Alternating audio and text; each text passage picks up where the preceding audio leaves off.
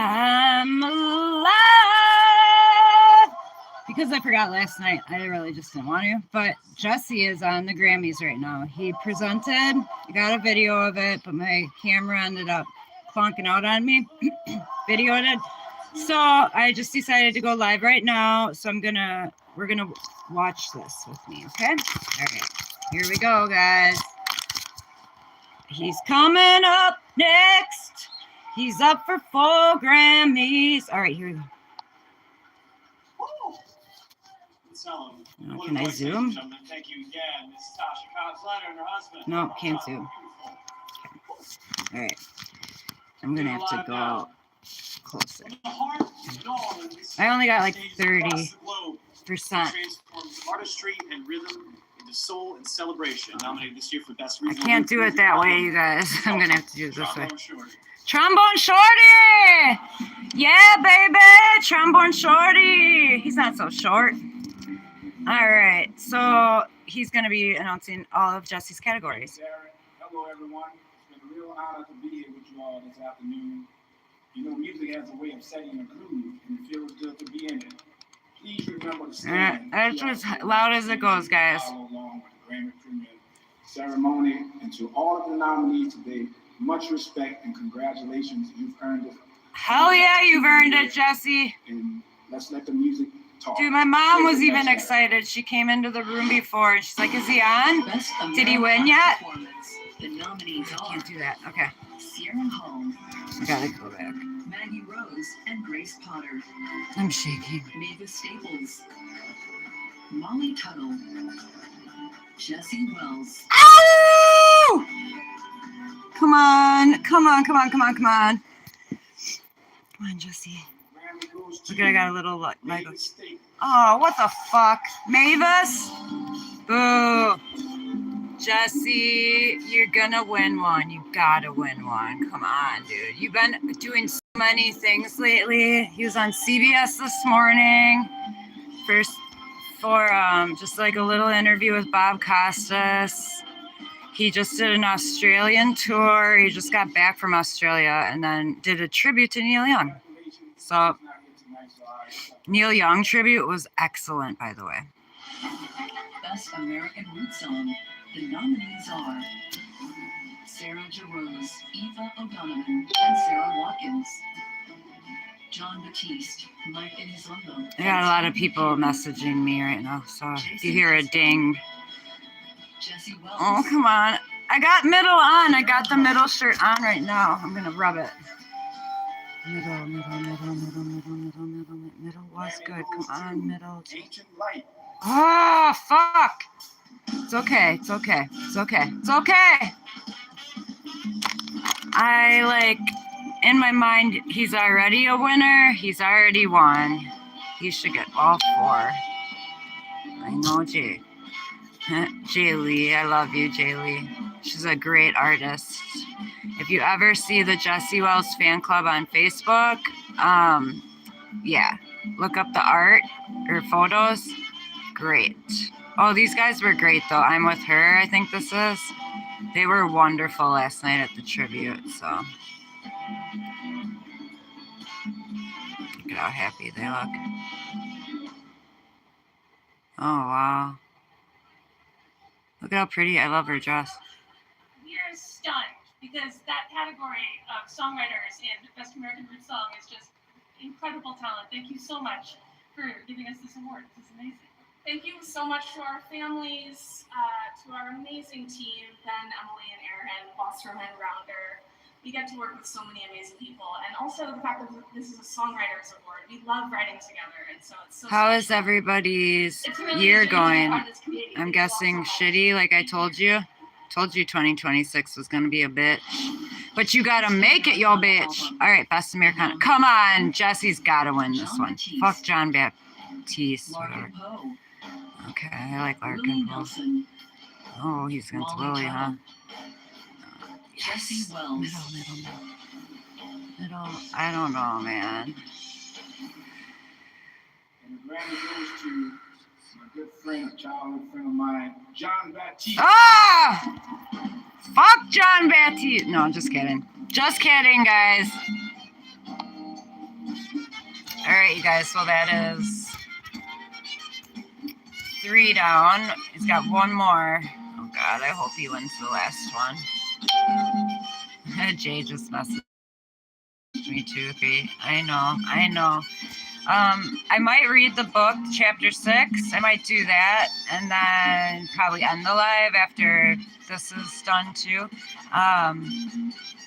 Yeah, not much has been going on with me.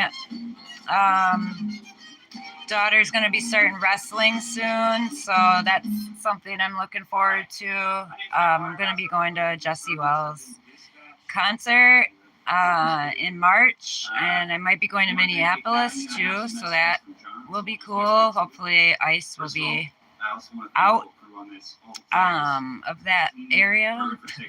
Otherwise I probably won't go.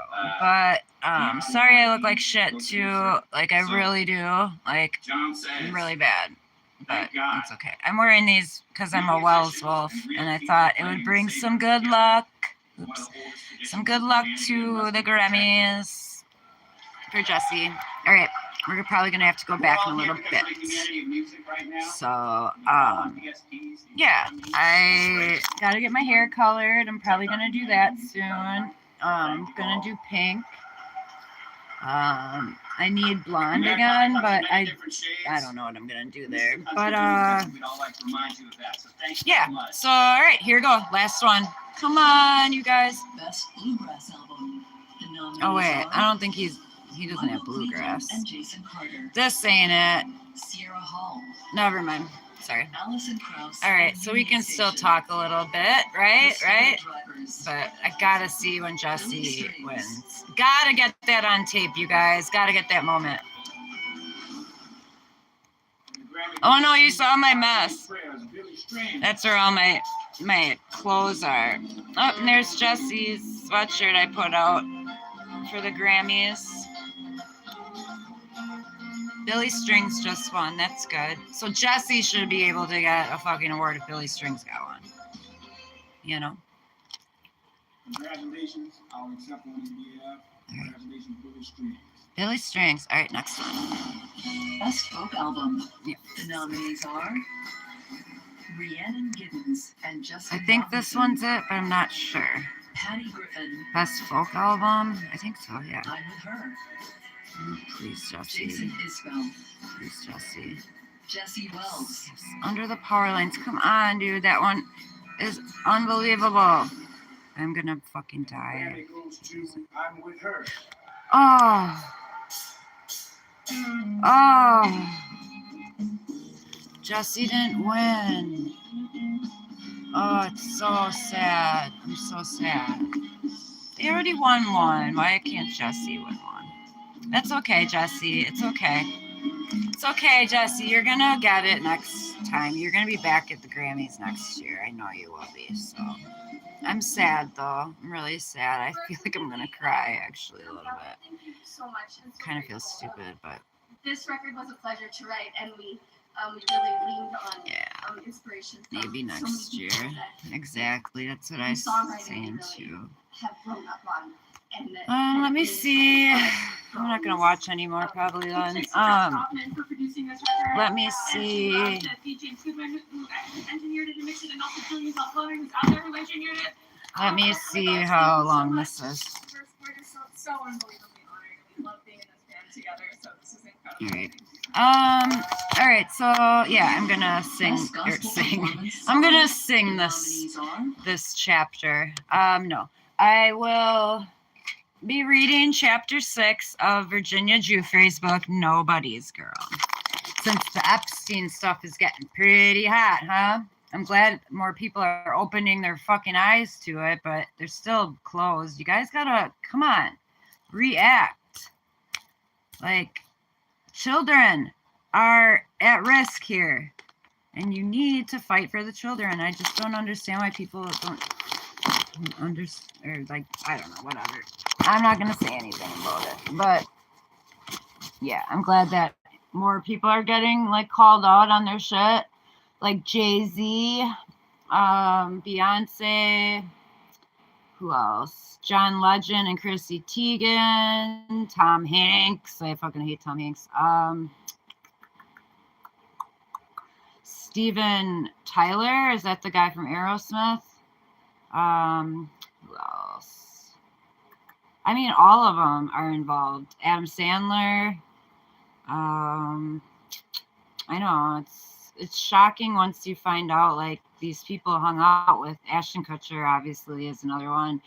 His nonprofit Thorn that's supposed to be fighting trafficking. Yeah, they're not doing that, you guys. It's just another not an outlet, inlet to traffic them. And they're underground. They got tunnels underground. Like that shit's real, you guys. I know it sounds crazy, but I think at this point in time in life, if it sounds crazy, I would look more into it. You know what I mean? All right, all these people from the group are messaging me right now, and hopefully it's not like that the whole time. But here, let me move. Oh, I look so fat. All right. I'm going to do this. I'll go like this so I'm closer. All right, so chapter 6, If Wishes Were Horses. Just before I start reading, I do just want to say, Jesse, I think that you're awesome either way, awards or not. You know that. We all love you. Just keep going. I hope you keep going and like that this doesn't deter you.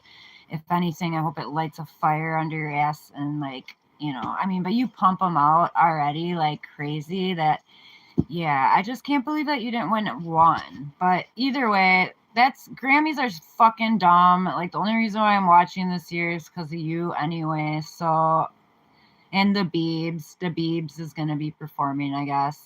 And I do like Sabrina Carpenter, even though, I don't know. I like her though. She's funny. So yeah, I just wanted to say that we all love you and yeah. All right. Anyway, gosh, I look so bad.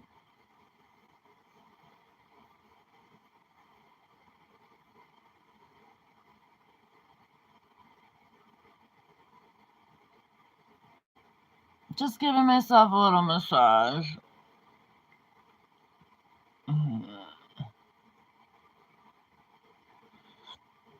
My teeth are really bad. I had to put like some putty shit right there, so that's how you can see that.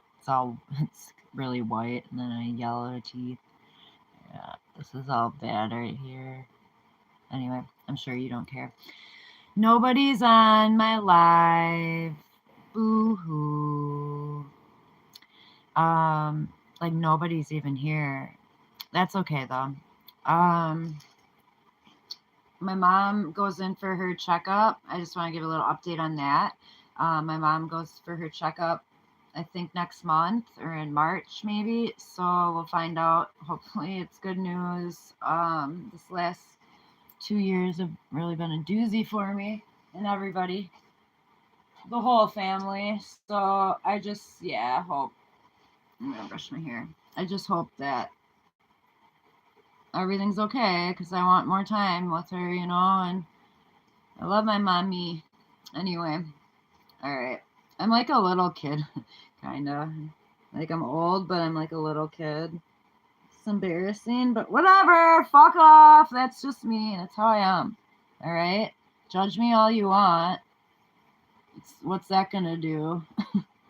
What is that going to do? All right, that's all the hair I have too. Pretty sad. So beautiful though.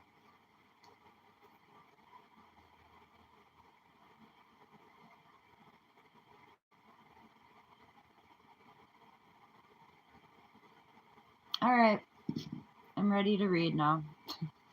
All right, If Wishes Were Horses. When I was 11, oh gosh, I got my period. For years as adults oh, you know what? I got to switch this to not children after I upload the video. Because I was doing the Grammys, so I did say it was for kids, but I forgot that I'm reading this book, and sometimes the chapters are pretty intense. So, kids, time to go. I will switch the video later, but I can't do it now. So kids, time to go.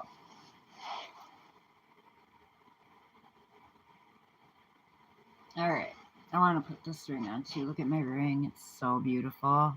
It's like, it looks like it's like, I don't know. I like it. And it fits right on my knuckle here because I got the wrong size. I had the right size originally, and then I switched it last minute, and I wish I didn't because it would have fit on my middle finger. My middle finger, my fucking knuckles are so big that like any ring I got, like gotta get it over the hump. Anyway. All right, when I was 11, I got my period. I was 10. For years, as adults had forced me to do things no child should know about. I'd been praised sometimes for acting grown up, but no one had bothered to tell me what happened when a girl actually grew up. I had no idea what was coming. Same with me.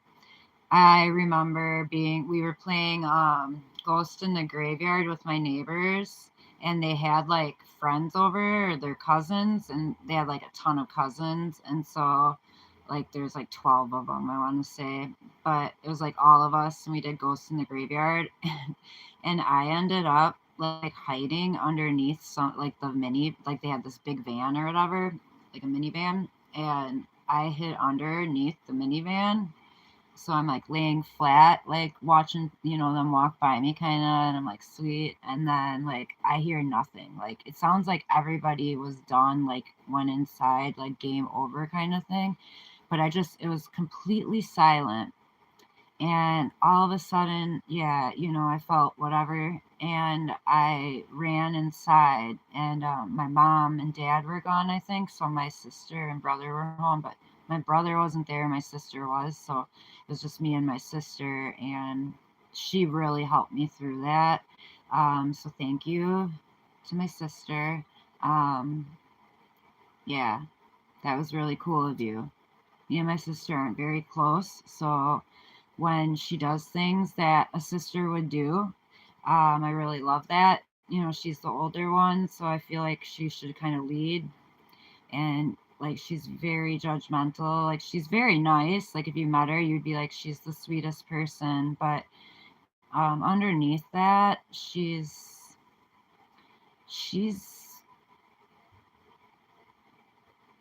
I don't know, distant. She's my sister, though, and I love her. I love you. If you're listening or watching, I love you. I don't know what I did to you. That was so wrong. But yeah, I don't, you can't fix or move forward if you don't talk to me or tell me or like be cool. Everybody is so judgmental of me, and I hate it because I'm not like that with them. I don't expect, maybe I do with some stuff. I mean, everybody does. It's human. But like, if you're not, like, if I knew one of my friends like lost their job, like, yeah, they'd be down on their luck, but I wouldn't be like, I'm not going to be friends with them anymore. Oh, they don't have their shit together. Well, I'm not going to be friends with them. Like, that's not me. I'm pretty loyal to a fault, I would say. So whatever though. But yeah, I kind of keep to myself. I've been hurt very much, so I just think it's better that way. I mean, I do long for like somebody to be in my life, for sure. Because I want to share moments and experiences and adventures and dreams and nightmares. And I want that person in my life, and I just don't know if it's ever gonna come. Anyway, back to the story. I'm getting sad now. All right. All right. I had no idea what was coming. I remember being outside at one of my parents' boozy bonfire parties, running around with some other kids. Oh, sweet. She's got so many similarities with me. It's weird.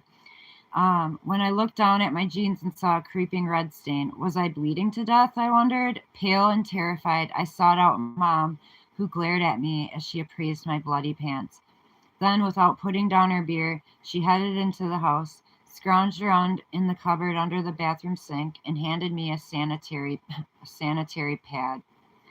Figure it out, she said, turning on her heel and leaving me alone. That's horrible. Locking the door behind her, I sat down on the toilet and cried. I cried too. Around this time, Sheila's mom called my mom, and what she said set off an explosion in our house. My memory is that Mom got the impression that Forrest had impregnated Sheila. He hadn't, as it turned out. Sheila recently told me that after Florida court emancipated her, she moved to North Carolina with a boyfriend and got pregnant with him. She married that boyfriend when she was 18, and they had a daughter, but my mom didn't know that.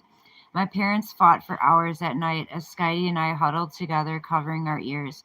For a while, Dad moved out, but not before I was exiled to the home of one of my dad's sisters. Aunt Carol lived in California, 3,000 miles west. Maybe my mother was trying to protect me when she sent me into this other galaxy, but it didn't feel that way to me. In my mind, my mother had once again chosen my father over me. Alone, listless, breakfast table in an otherwise... Oh... Alone, listless, breakfast table in an otherwise empty room. I can't go as deep as him. A brick, alone, alone, listless, breakfast table in an otherwise empty room. Young girl, violence, center of her own attention. Oh, that's a good song. Daughter by Eddie Vedder, Pearl Jam. Eddie Vedder, Pearl Jam would sing into my earphones. When he belted out the chorus in which a young girl demands again and again, "Don't call me daughter," I'd chime in at the top of my lungs. When I arrived in Salinas, a dusty farming town just inland from Monterey, I was a skinny wreck, and I couldn't have been less interested in starting at a new school. I started at a new school too when I was 10. I wasn't a racist like my father, who had told us that black people were born with tails that doctors cut off when they were young. I knew that was bullshit and that I was no better than anyone else, no matter their skin color, but it was still hard to be one of the only 3 white kids and the only white girl in a school that was ruled by Latino gangs. I may have been seething inside, but on the outside, I wasn't very scary looking, with my emaciated frame and sunken blue eyes. When a classmate told me I had 2 choices, you can either be beat into the gang or fucked into the gang, I had no idea. That afternoon, I convinced Aunt Carol to take me to get a haircut by threatening her with the truth. If you don't take me, I'll call Mom and tell her you're spending all the money she sends you on things that are not for me. The minute I got into the salon chair, though, I told the beautician to shave my head. The poor woman was reluctant. My hair was almost to my waist, but I insisted. When I emerged with my buzz cut, my aunt was horrified, but my plan worked. The next day at school, I looked so crazy that even the gang steered clear. I love that. That actually happened to me the other day with a lady. Like she was kind of resting on this door, and I had to get inside, and I didn't want to like pull the door out and then she falls kind of thing. It wasn't like she was like old or decrepit or anything like that. She was like my age or maybe younger, but she was just staying there, on it. So I pulled it out like kind of like slowly, and then I said, "Sorry, I have to get in here though." And so like I opened it, and then she's like, "Oh yeah, you're sorry, huh?" Like I could hear her in the background saying shit, and I'm like, "Oh my god, don't even fuck with me today." That's how I was, because I had already been parked in like a no parking spot, and I had my hazards on, so like I wanted to be quick, and I was dropping off winter stuff at the homeless shelter, and the lady was on the phone, and like I was like waiting for like a good minute, and then I was like, okay, she's like dilly-dallying on the phone, and I need to fucking go. And I got this other girl like wanting to start a fight with me because she's trying to antagonize me, and so I ignored it, but I heard it still. And then I ended up I told the lady on the phone, I was like, "Hey, I gotta go, like I just got these clothes, like I had these bags or whatever." I was like, "I'll just set them over here, like to the side of the room." And she was like, wait a second. And then I kind of like wait again. And then I'm like, you know what? Fuck this. I'm so fucking sick of this shit. Just So I ended up just putting the bags at the side, and then she was like, "What is that even?" Like she stopped talking then once I like did that, and she's still on the phone. She's like, "What is that even?" And I was like, "It's just winter. It's winter coats and accessories." And she's like, "Yeah, but we don't." And I was like, "Figure it out." And then like the lady that like wanted to start a fight with me because I was like, whatever, you could tell she like backed off, and for me, like she could see in my eyes that I was crazier than her. So that's kind of a good feeling, to tell you the truth. Anyways, okay. So, okay, I looked crazy that even the gang steered clear. Though not raised religious, Aunt Carol had become a devout Mormon, and I had no use for her proselytizing, proselytizing, proselytizing. With all that happened, how could I believe that the Spirit of the Lord was trying to inspire me? I doubted my aunt knew what her brother had been doing to me. If she had known, she would have kept pleading with me to use the Book of Mormon to bear my testimony. Still, her face sounded like mumbo jumbo to me, and it wasn't long before I had enough of her. Remembering how Mom had run away to San Francisco as a teenager, I hatched a plan. If San Fran was good enough for Mom, I figured it was good enough for me. The night before Easter, I crawled out a window and hitchhiked more than 100 miles north. Almost instantly, I regretted it. Not knowing how cold San Francisco could be, I hadn't brought any warm clothes. A few days later, the cops nabbed me for panhandling. Aunt Carol called my father and said she was done with me. That was that. My dad flew out and took me home to Florida. That didn't take much. When we got back to Rackley Road, the first thing I did was run to Alice's empty stall.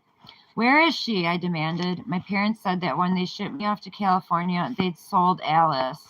I cried for weeks, begging them to tell me where she was. Could I at least visit her? But neither Mom nor Dad would tell me Alice's whereabouts, saying only that she'd been sent to a good home. Well, that makes one of us, I thought to myself. That's sad. At this point, for reasons I never will know, the sexual abuse stopped. Forrest was gone, and Dad was steering clear of me. I was relieved, of course, but I can't say that life became entirely easy either. What was left of my relationship with my parents was a river of anger that flowed in both directions. All of this came to a head when Mom, Dad, Skydie, and I drove out to the camper van cross country to a reunion of my dad's family near Sacramento. For the whole trip west, I stayed in the way back of the van, huddled under a blanket, headphones over my ears. At this point, I had discovered, where is it? At this point, I discovered Enya. Oh, I love Enya too, whose new age, ethereal style felt foreign in a good way. I walk the maze of moments, but everywhere I turn to begins a new beginning, but never finds a finish. That's new beginning. Or no, Enya sang in a, maybe lilting Irish accent. I knew how she felt and sang along when she told me, "Sail away, sail away, sail away. Sail away, sail away, sail away." All right, when we arrived at the campsite where the family reunion was being held, I couldn't help but cheer up a bit. The massive redwoods were different from Florida's trees, and as we sat around the campfire each evening, I liked staring up at the stars. So they were in Sacramento. Then one night toward the end of the 4-day gathering, there was a dance that was open to all campers, not just our family group. I went grateful to be around kids my own age, but also to be in a place where no one knew a thing about me. For a few hours, I pretended I was a carefree camper from a wonderful, loving home, and after the DJ played the night's final song, a shy boy whom I danced with once or twice offered to walk me back to our campsite. Gratefully, I accepted. My mom always said that my sense of direction was so poor that I could get lost in a circle, and on this night, I knew I needed help finding my way. But minutes later, as the boy and I walked down the middle of a moonlit asphalt road, Dad's van suddenly appeared and screeched to a halt. "What the fuck are you doing?" my father screamed from the driver's seat, and I could tell from the high key of his voice that he was drunk. What the fuck are you doing? My gracious escort looked as if he might swallow his tongue. I'm sorry, sir, he stammered. I didn't do anything. I'm just walking Jenna home. But my dad wasn't listening. Get the fuck out of here, Dad ordered, stepping toward the boy. Then he turned on me. You're a fucking slut, he said, as he threw me into the van. What a shithead. Back at our campsite, Dad kept up with his yelling, calling me a dirty whore, an ungrateful piece of shit, and worse. I've heard it all before, but that night I snapped. What, you think you're the only one who's allowed to touch me? I asked, my voice loud. My mom was inside the camper out of earshot, but if I was going to finally call Dad out, I wanted to make sure at least my uncles and aunts could hear. This guy's been fucking me for years, since I was a little kid, I yelled in their direction, and no one's done shit about it. I wish I could say that they all stood up then to be a protective barrier around me, but they didn't move. So after a startled silence, Dad grabbed me by my neck with one hand and punched me in the face with the other. Then he shoved me into the borrowed camper where we had all been sleeping and continued beating me until my lips were split open and one of my eyes was swollen shut. Skydie tried to come in to help me, but he was too little to do much. Finally, I got Dad off me by kicking him in the groin, and the beating stopped. That's what you gotta do. Kick him in the groin. He'd worn himself out raging at me. The next morning, I woke up thinking that since I'd finally revealed my father's abuse out loud, something would have changed. Maybe at the very least, someone would acknowledge what I had been through. Instead, before we left to drive back to Florida, the entire family acted as if nothing had happened. You want some bacon and eggs? Aunt Peggy, not actually my aunt, but a family friend, we'd been told to call her that, asked me when I emerged black and blue from wherever I passed out. She offered me some Percocet. Then my family piled in our van, and I sought out my blanket in the back. Uh-oh, she gave her Percocet at 11 years old? That's crazy. I didn't speak to my father again until we got to Loxahatchee. Weeks later, I started at a Crestwood Middle School. I was 13. Maybe this will be hard to understand, but for a while I stopped fighting. It was as if my anger were a balloon, but all the air had leaked out. I lived on the streets of San Francisco, surviving pangs of hunger that even I, a girl who'd become an expert in denying herself food, found excruciating. I guess part of me was just glad to be living under a familiar roof again. It was around this time that I came home and found Forrest sitting with Dad on our back porch. Uncle Forrest has something he wants to say to you, Dad said, as a bump of adrenaline hit me. I wanted to run, but my feet wouldn't move. He is a man of God now, born again, Dad continued, and it's important that you respect your elders and hear him out. I don't know what I expected to hear from Forrest, ugly mouth. Maybe, I'm sorry I raped you and fucked up your life. Besides, my legs weren't working, so I just stood there trying to breathe. What happened next would be funny if it weren't so appalling. Forrest stood up and grabbed me by my shoulders, then pushed me to my knees where he forced me to be so many times before. This time, though, he was clothed. You need to ask God for forgiveness, he said, sort of bellowing, for what you did with your dad and me. I couldn't believe what I was hearing. I can't either. As horrible as I felt about myself, some part of me knew that what had happened with Dad and his friend wasn't all my fault. But standing over me now, Forrest just kept on half yelling, half preaching. Suddenly I knew what hate tasted like. It was bile in my mouth, bitter, and I had an appetite for it. I hated Forrest. I hated my parents. I hated everything about living in Loxahatchee. After that, my rage stayed at a full boil. I ran away so often my parents put alarms on my windows to try to keep me in, but I'd watch MacGyver and I always got out. What? That's bullshit, I think. MacGyver, that's like, you don't, whatever. Okay. Shut up, Kate. Keep reading. Though I went to school each day, I skipped more classes when I attended, whiling away the hours under the bleachers smoking pot. English class was the exception. I never cut English because I loved reading and escaping into other people's stories. One sec.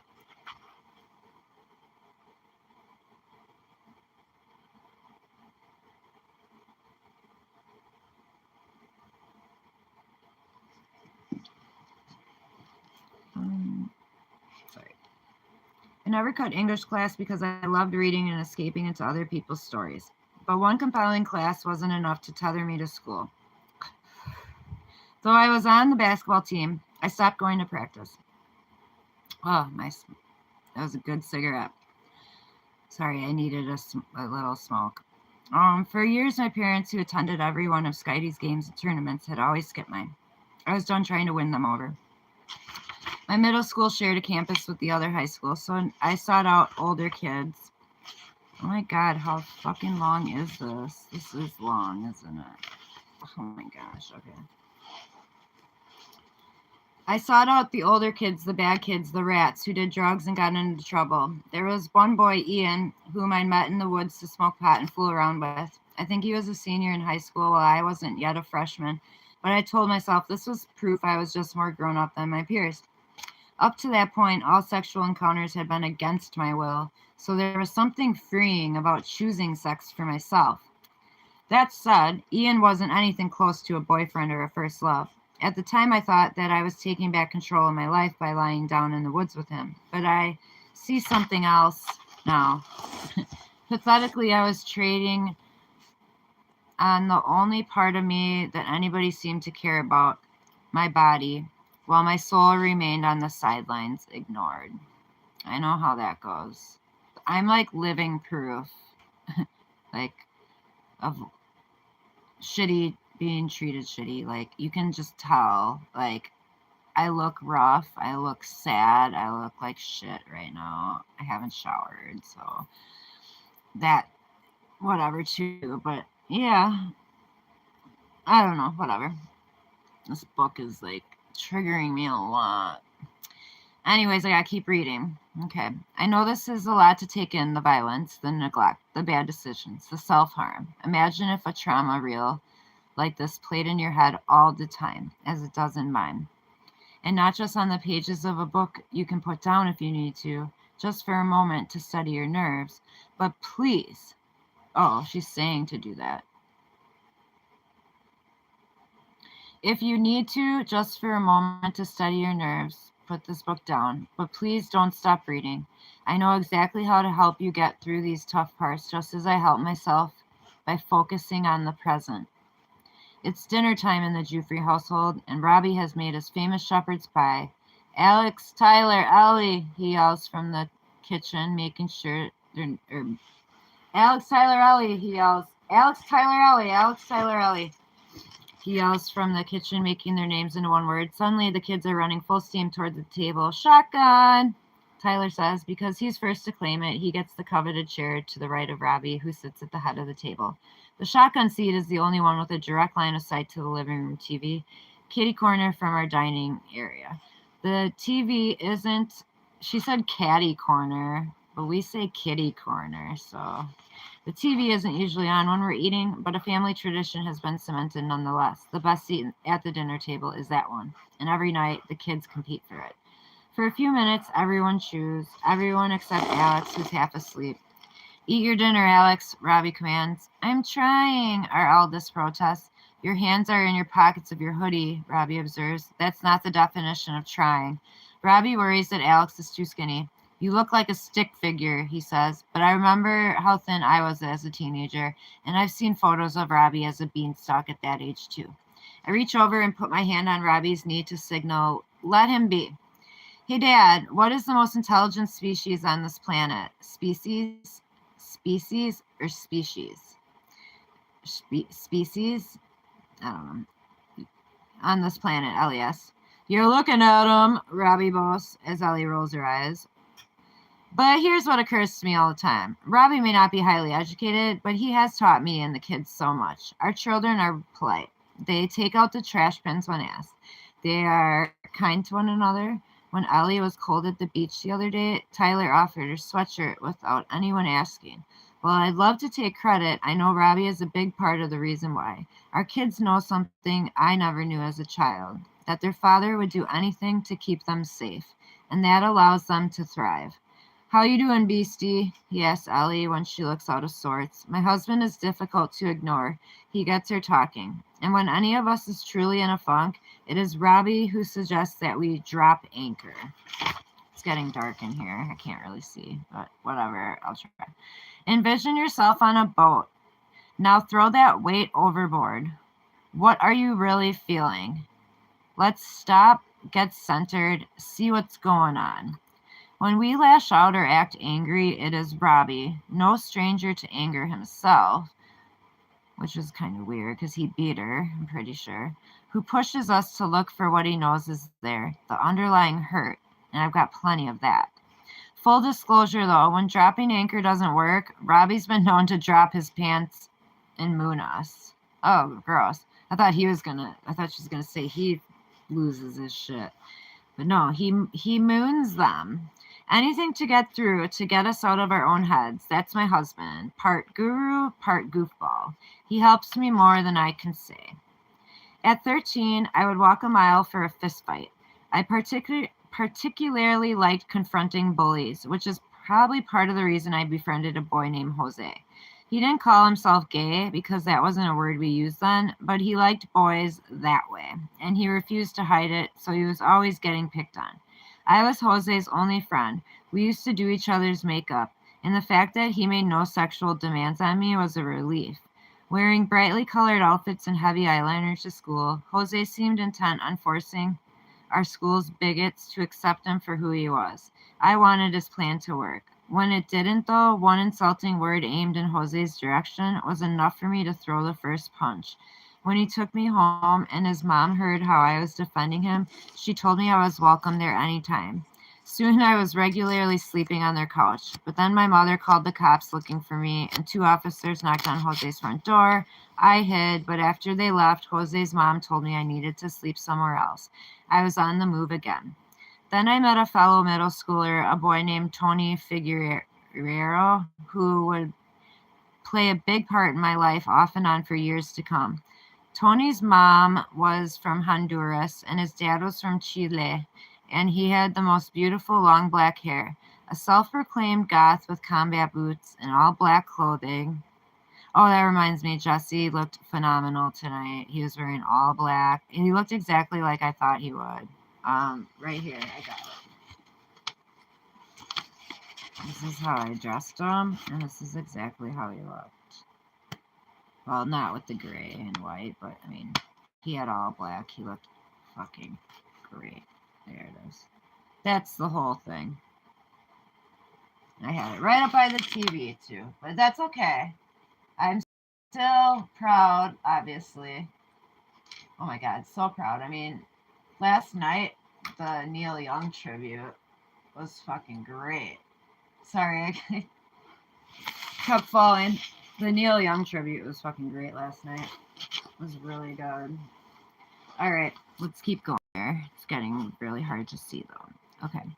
Let's see here. Where are we? A self-proclaimed goth with combat boots and all black clothing, Tony could spend hours listening to Led Zeppelin and Metallica. I thought he was rad. Tony had black lights in his bedroom that made his neon-colored posters glow in the dark. He also had a lock on his door, so when his mom would knock, I had time to slip under bed before he opened it. On nights when I didn't want to go home, that was most nights, Tony would bring me scraps from his family's dinner table, like in the movie E.T., when the little boy sneaks food to the alien hiding in his closet. I was truly fond of Tony, but his relationship, like so many others, was colored by my desperation. At first, we were just friends, but I felt I owed Tony for letting me stay with him at that point. I saw sex as a primary way to pay my debt. One night, we were in his room, and rain was pouring down outside. Tony put the Doors' Riders on the Storm on his stereo, and we ended up having sex. I was probably 14. That is disgusting, really. That's disgusting. 14's really young. I'd find out later that it had been his first time. I shouldn't say disgusting. That was not a good time. No, don't do that.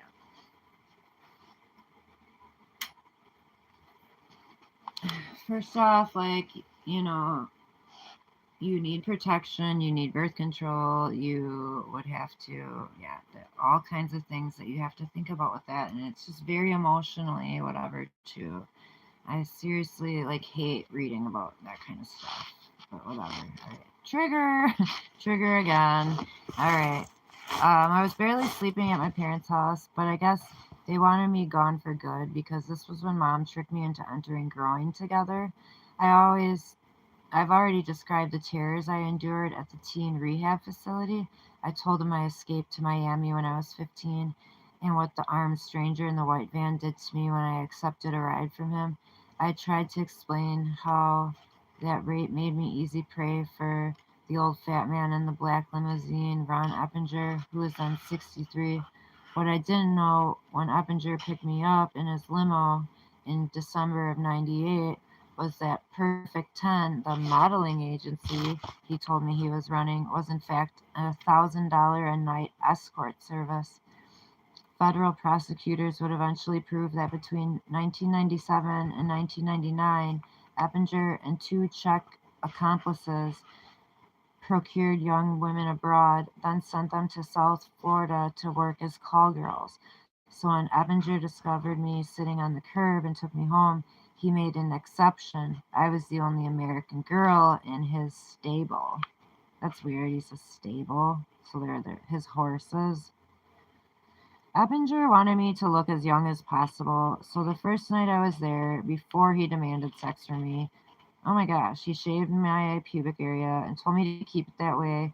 He said I should be grateful when he forced me to have intercourse with him because he was teaching me a valuable skill, how to please men. Later, he required that I watch porn so I'd understand what sex is about. Ugh, this is horrible, you guys. Oh, I hate reading this shit. It's almost done. He had a certain all-American look he wanted me to emulate. He insisted I have blonde hair dyed a lighter platinum like a teen Barbie doll and sent me to a tanning salon to bronze my skin. He also liked to show me off in public, driving me around in his convertible. During these drives, he usually required that I be topless. Yeah, right. What? So people driving by here? No way. She's 15. Early on, Eppinger was relatively gentle with me, but as time went by, got aggressive. One particular night, he grabbed me. I closed my eyes and began to count 1, 2, 3, hoping the numbers would keep my brain from focusing on what was happening. I had to count to 100 before he did whatever in my mouth, and then he just raped me again and again. I began to take drugs Eppinger and his girls offered me, Xanax, oxycodone, anything to numb the pain. Determined to change my fate one way or another, I began fantasizing about killing myself. It would be so much easier if I just died, said the voice in my head. In some published accounts about this period in my life, I had been inaccurately described as an eager participant in Eppinger's world. In her book, Perversion of Justice, the Jeffrey Epstein story in Miami Herald's Julie K. Brown writes that after I heard from Eppinger's other girls about the expensive clothing and jewelry that their clients gave them, I began to think that this lifestyle wasn't only exciting, it was an acceptable way to earn a living. That's bunk. I wasn't excited. I was defeated, hopeless. I knew that what was happening wasn't right. Soon after, Eppinger began trafficking me to his friends. I knew how it felt to be a puppy picked from a litter, just hoping its new owner wasn't the whipping kind. I was merely trying to survive. The only bright spot in this dark chapter came when Eppinger, sensing that law enforcement was onto him, sent me away to a horse ranch in Ocala in northern Florida. While there, I was made to sexually service the owner of the ranch, who was repulsive, but being near horses again helped me stay in touch with myself. While I didn't get to groom or ride them, I could watch them from afar, standing together, tossing their tails and grazing. I imagined these animals were my guardian angels. Have you ever heard the nursery rhyme, if wishes were horses, beggars would die? It means that success in life depends not just on how much you desire it, but on what actions you take to achieve it. I like that idea, that a person has the power to push their own life forward. But when I was held prisoner by Eppinger, I didn't have any power. I felt like if I took action to save myself, I'd be caught and physically punished or worse. In the years since, I've come to believe that in Ocala, my wishes really were horses. The horses outside my window embodied the freedom I lacked, the freedom I wished for. watching them lazily munch sweetgrass, even as they train their ears to perceive any threats, was the only time I dare imagine that my life might someday get better. All right, I gotta go, you guys. We'll read chapter 7 another time. Or I'll do a video maybe of it. We'll see. But I gotta get going because my phone is going to die. So, all right. I hope you guys have a good night. I'm gonna probably watch the rest of the Grammys. We'll see how it goes. I gotta watch DaBeebs. DaBieber's on, so I'm gonna watch him. And then yeah, I'm pretty tired too. I gotta shower. Definitely gotta do all that shit. So, all right. I hope you guys are having a good night, and I hope you have a good February. Happy Valentine's Day. I'll probably do my shorts. You know me, so just stay in touch and let's keep on keeping on. All right, love you guys. Thanks for tuning in. If anybody did, I don't think they did, but that's okay. I don't mind that at all. Totally don't mind it. This is just for me, really, anyway. All right, love you guys. Bye. Yeah.